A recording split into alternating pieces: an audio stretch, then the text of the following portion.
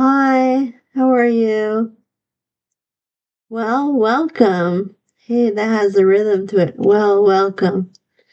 Your time with me not only helps you become a better future saint, but also spills the beans, so to speak, on the missing knowledge society teaches us not to take seriously. My quick read ebook, 108 Eternal Life Guidance, is a valuable investment. By reading the short ebook, you open doors to new knowledge, helpful knowledge. I have a question for you. Do you ever feel like you have to save yourself 24/7? I'm going to be in danger. I have to do something. I have to have preventive measures for everything. Well, in reality, this is how I used to feel. It is better to associate with positivity. Before awakening, I would always be like preventing danger. That was before my awakening, and that's not good because it becomes an actual. What you visualize becomes actual in the unknown, in the sphere, in the universe. It's still considered as something that is real. When you visualize something, and it's still considered real according to the law of attraction. For example, you are at work and your boss is walking past you.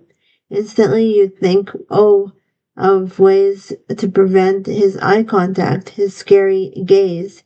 He walks past you and ends up helping you pick up a pen that you dropped.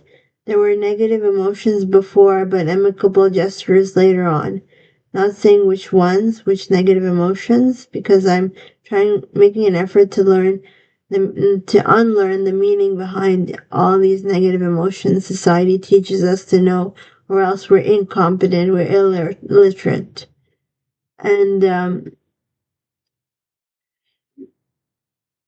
yeah, well, I hope my recordings help you awaken. My response is to unlearn things and behind the emotions, their definition and all that. This is not a bad idea. People say, "Oh, you have Alzheimer's. It's the end of the world." That's not true. Forgetting is actually liberation.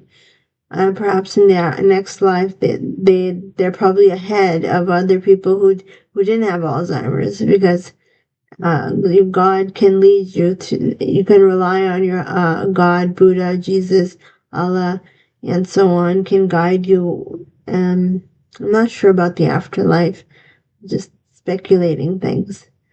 The books you read use hurtful emotions, surely. And why not change the books you read?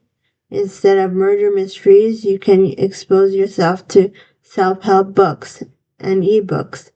Instead of science fiction books that are popular according to the media but hurtful towards your peace of mind, why not try a cookbook or brush up on your religious spiritual side? There is a section at Indigo where they showcase religious wisdom, books, and teachings you can apply in your own life. So the emotions that books expose are useless. Negative emotions are useless. It's good to be positive. The only emotion that I would associate with is sad and mad, but even that, I try to limit it. So that's it. I have 4 minutes and 11 seconds. I enjoyed my time with you, and make sure you get a copy of my ebook. It has more wisdom. Thank you. Bye bye.